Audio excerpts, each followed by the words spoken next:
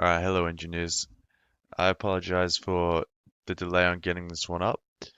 So what we're going to be running through here is how to construct a shear force and bending moment diagram for a simply supported beam with a UDL on it and possibly some angular point loads as well.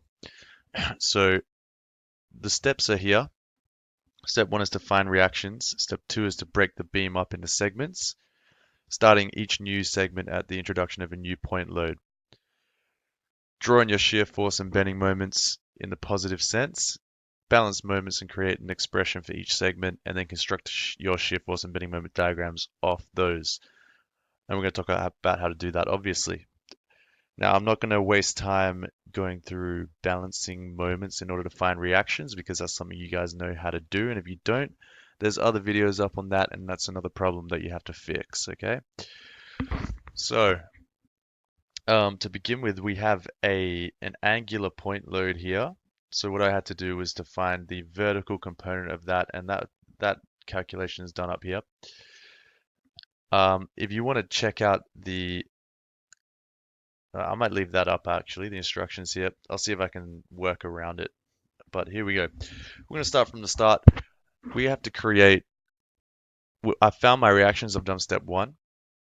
Now I have to break the beam up into segments, and each segment must go up until the introduction of a new point load. So our first segment is going to be this segment here.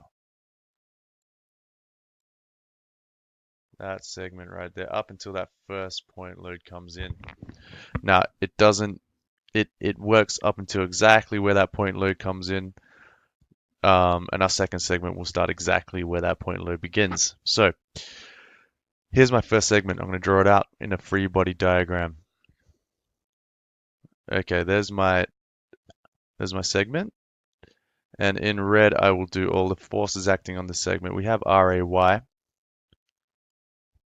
and that is 1.08 kilonewtons, and I obviously got that from balancing reactions. And I also have this portion of the UDL acting on it as well. Now the value of that UDL is here, 0.6 kilonewtons every meter. So along this segment of the beam, here's my definition of X. It starts from the start of the beam and it goes to the end of the segment of the beam. Now up until, the value of the UDL here, the point load that we're going to use for this diagram here is obviously going to be right smack bang in the middle. We know that that's how we rationalize these UDLs. We have to turn them into a point load in order to deal with them. Now the value of the point load is going to be the value of the UDL times the length that the UDL is acting over. So the value of the UDL is 0.6 kilonewtons per meter, and it's going to be acting over the distance x. Whatever that distance is going to be the distance that it's acting over. Okay?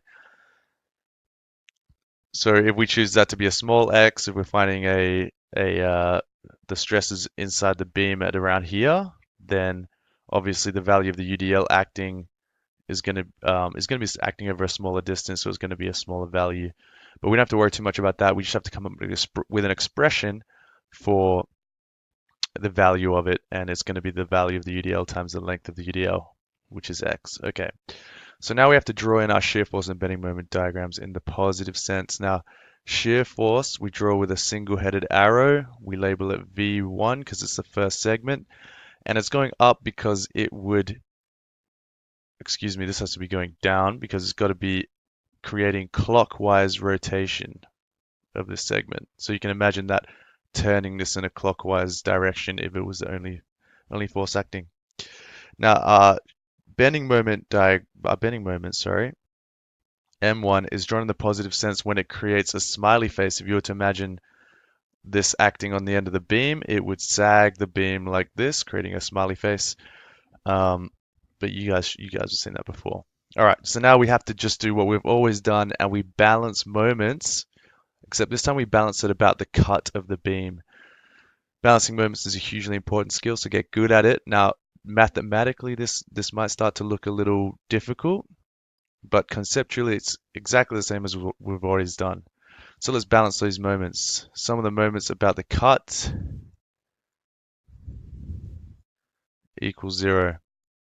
So that means that some of the moments clockwise, which I'm going to have on the left, must equal some of the moments counterclockwise on the right about the cut. Now, I'm not going to draw that in because it's a pain in the ass drawing on paint, but here we go. So if here's my cut, clockwise, the force is producing clockwise rotation. Is 1.8 kilonewton here, and that is it.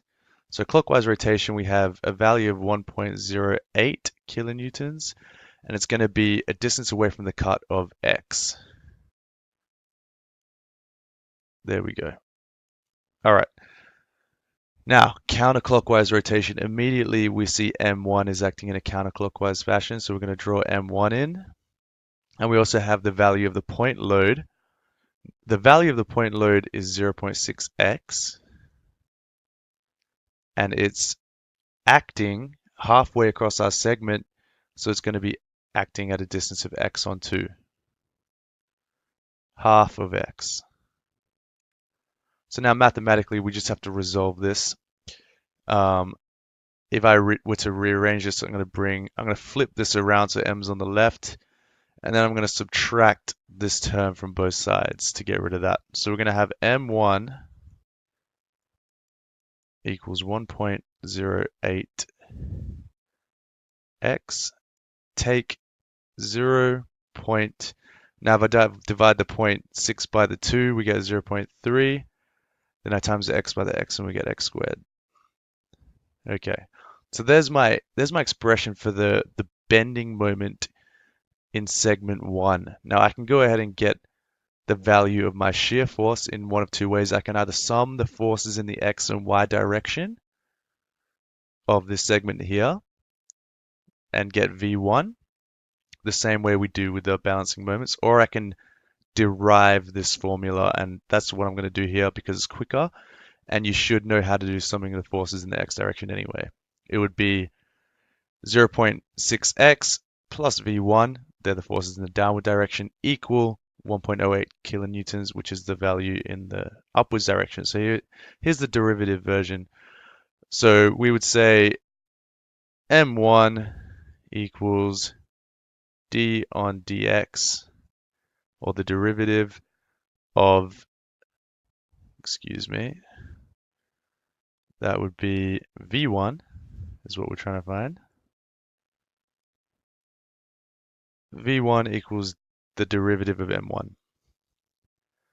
So if I derive this term here, we're just going to be left with 1.08. And if I derive that term there, we're going to be left with minus 0.6x.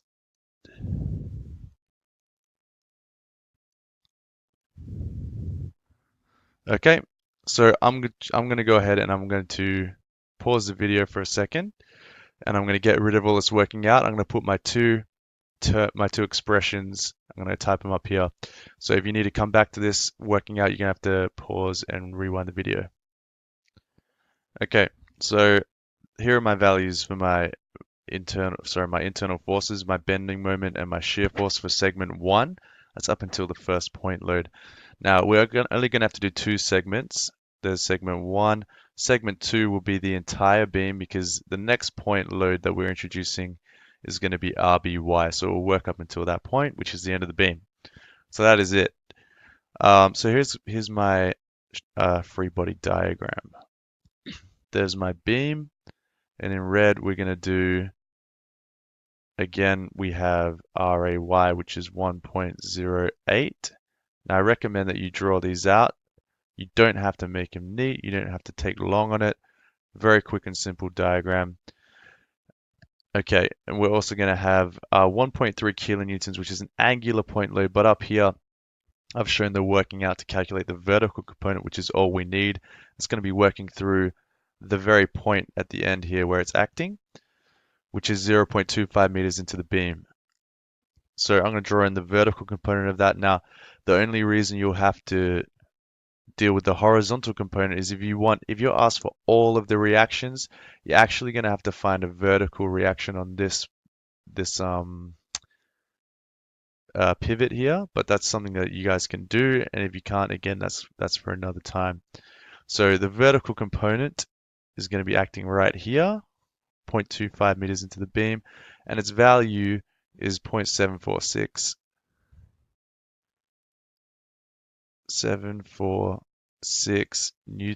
kilonewtons.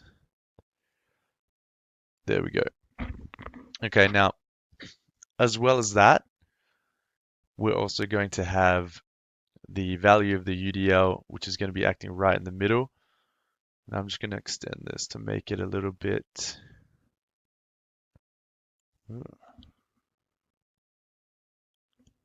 So I can separate these a little bit. Okay, so the value of the UDL is going to be acting here.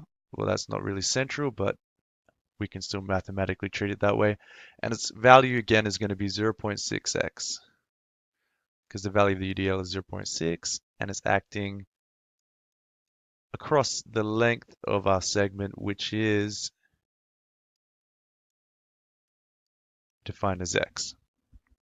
Okay, so there are all the forces acting on it, apart from we have V2 going in clockwise direction, and we have M2, which is creating a smiley face or sagging of the beam. There's my free body diagram, pretty straightforward, pretty simple. Here's my working out. Sum of the moments about the cut equals 0. Now I'm going to put my counterclockwise forces here, or moments here, and my clockwise moments here. So counterclockwise, we're going to start with M2.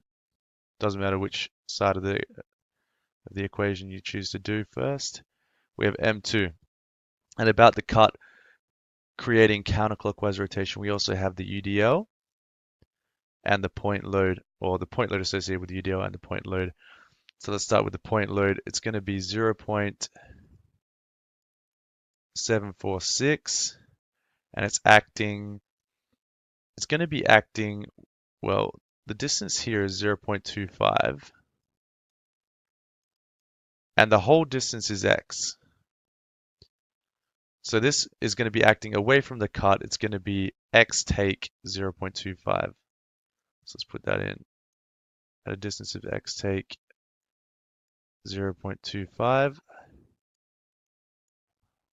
And then we've also got the UDL, which is 0.6x, and it's acting again at a distance of x on 2.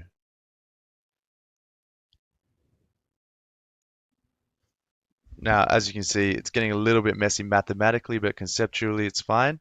Go over it with your Year 9 algebra skills and you'll be fine. Now, the only thing acting in a clockwise direction is the reaction here, RAY. It's acting at a distance of x. So we have 1.08 x here. So we're going to get all of these terms to the right-hand side of this equation. We should have equal signs underneath each other, but paint is a pain and I don't have much room, so please forgive me. You should be doing that though, okay? Equal signs underneath each other. Okay, so this is going to all lead to M2 equals 1.08x, subtract all of that, and if I multiply these brackets out, it's going to be 0.746x, that times that,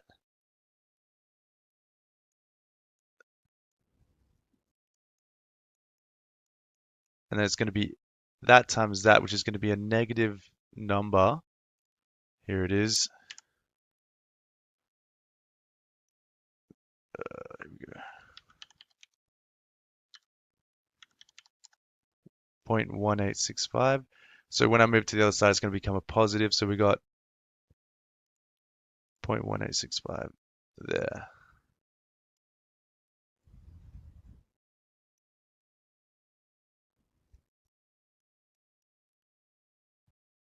And then I'm going to have to finish this in another video, guys. So part 2, stay tuned. Much love.